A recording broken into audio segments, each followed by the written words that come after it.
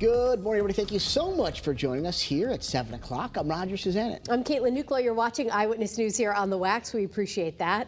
A lot to get to this morning, including that first alert weather day, and that's where we want to start. Yeah, take it away, Scott.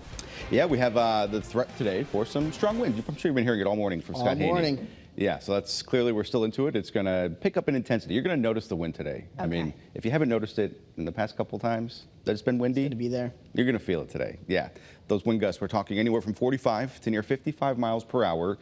This chance exists, even for a 60-mile-per-hour wind gust. That's a bit farther towards the north. So here locally, we're going 45 to 55. This can absolutely lead to some scattered power outages and some downed tree limbs. The wind advisory is in effect for all of Connecticut and will be until about 8, 9, 10 o'clock tonight. Now, right outside, this is New Haven. It's a pretty start to the day. A couple clouds. Temperature 41 degrees. There's a breeze out of the west-southwest at 14. Through most of the state, temperatures, they're cooler, but they're well above average. We should be in the 20s, not these 30s and 40s. 38 now in Hartford, 38 in Meriden, 34 degrees in Waterbury, and 37 through Groton. Up through Windsor Locks, notice this deck of clouds. There were a few possibility of a flurry. It's not much. We won't see much today at all. Temperature, though, in Windsor Locks, 40. Here's a look at those wind speeds right now. They're out of the west, anywhere from 5 to near 18 miles per hour. And these are sustained winds. It's the gusts already. Check out Bridgeport up to 35 miles per hour. These increase in a very big way later on today. Visibility will be a perfect 10 throughout the day with you have these wind gusts out there. So expect things to change. Right now, you're noticing on First Alert Live radar. Can't rule out a flurry through the northwest hills and parts of Fairfield County, but not expecting much today. We'll go into much more detail about when to expect much colder temperatures and if there's any chance for any wintry precipitation.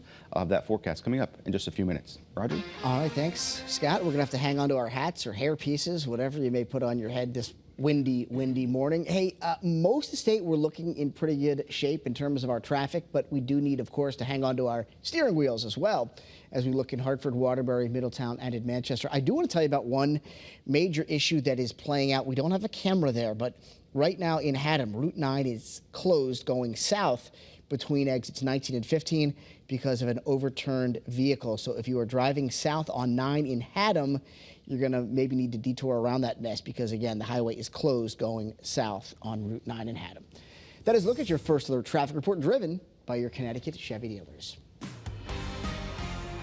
Right now, we're tracking breaking news. We know one person in New Haven has suffered major injuries after crashing near Quinnipiac Avenue. This is a live look at the scene right now. You can see investigators remain on that scene. The road is closed near the intersection of Hemingway Street. And this is a live look here at the scene. We do have a crew there, and you can see the road is closed. Investigators working to do their job. New Haven police tell us one person was in the car. No other cars were involved.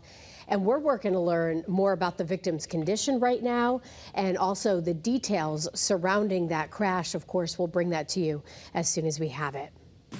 Some breaking news here out of Haddam this morning. That's where police are investigating a rollover crash on Route 9 southbound.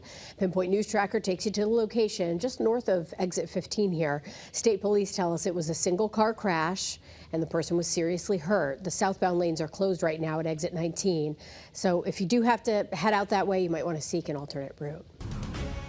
And of course, we continue to follow that developing news from New Orleans this morning.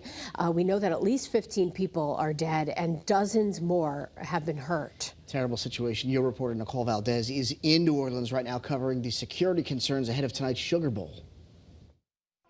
We have dozens of people that got hit by this car. Frantic messages from first responders in New Orleans just moments after a man drove his truck through crowds celebrating the new year on the city's famed Bourbon Street. Like you just heard this squeal and like the rev of an engine and then this huge loud impact and then the people screaming. The FBI has identified the attacker as 42-year-old Army veteran Shamsuddin Jabbar, a U.S. citizen who lived in Texas. Agents say after he rammed the crowd, the suspect exited what appeared to be a rented Ford truck and fired at police. He was killed in the gunfight. 2 officers were wounded. We are working with our partners to investigate this as an act of terrorism. We do not believe that Jabbar was solely responsible. We are aggressively running down every lead. The FBI says they found an ISIS flag on the suspect's vehicle and possible improvised explosive devices there and throughout the French Quarter. Mere hours before the attack, he posted videos on social media indicating that is inspired by ISIS, expressing a desire to kill. These are just some of the victims who died in the attack, including 28-year-old former Princeton University football star Tiger Besh. He was a stand-up guy that we really respected and honored. Later today, the Sugar Bowl is set to kick off at the nearby Superdome after it was postponed due to yesterday's horrific attack. Nicole Valdez, CBS News, New Orleans. Okay, Nicole, thank you. The names of some of the victims of this tragedy have now been released. Yeah, from left to right here, Nakira Cheyenne Dedeaux was getting ready to start a nursing program. And Nicole Perez was the mother to a 4-year-old son.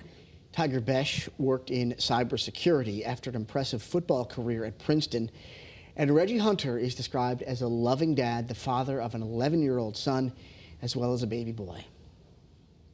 And in the wake of this horrible, deadly attack in New Orleans, police in many cities around the country are responding by increasing security measures, including here in Connecticut. Your reporter Marcy Jones joins us live now at State Police headquarters in Middletown with how investigators are working to prevent a similar tragedy from happening in our state. Marcy. That's right. Good morning. Well, what happened yesterday morning in New Orleans, quite frankly, could really happen anywhere where large crowds gather. And that's exactly why agencies like Connecticut State Police are constantly reassessing how to keep everybody safe. Threat assessment for large events is nothing new to law enforcement. However, in the wake of Wednesday's mass tragedy in New Orleans, many agencies are focusing more on infrastructure surrounding large events.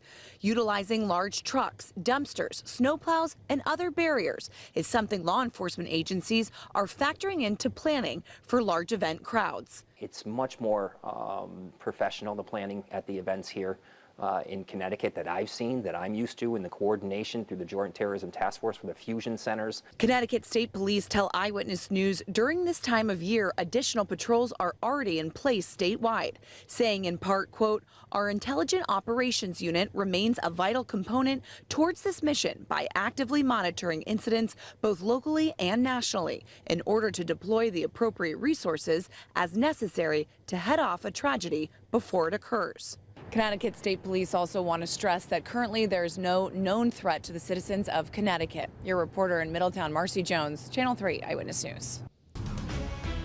Marcy, thank you. We're also on top of developing news right now in Las Vegas. Police there are investigating a possible terror attack involving a Tesla Cybertruck. It actually exploded yesterday outside the Trump International Hotel, killing, we know, at least one person. Now, police say the person in the Cybertruck is the one that died in that blast, and that at least 7 other people suffered injuries, although they are all expected to survive. You could see that shocking footage right there.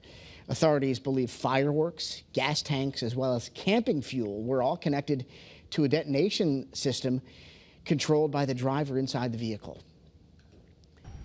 And right now, New York City police say 10 people are hurt after a shooting at a nightclub overnight. We're told it happened just before midnight in Queens. Investigators say 4 men opened fire from the street right outside the Amazura nightclub. The victims are all between 16 and 20 years old. Police say, fortunately, they are all expected to survive their injuries. At this point, though, they remain searching for those shooters. Good morning, Scott. Good morning, Roger. As we get a check of your forecast on this first alert weather day, at the time right now, 7:09, we have a couple flurries out there. This won't amount to much of anything, but could bring for some of that. Notice to the top left of your screen, this is up through Litchfield County. Some of these light snow showers through Salisbury, Norfolk, down through Cornwall, Falls Village, Sharon. Seeing some of these snowflakes out there right now. They're very light and they're very quick. Say Route 7 through Route 44.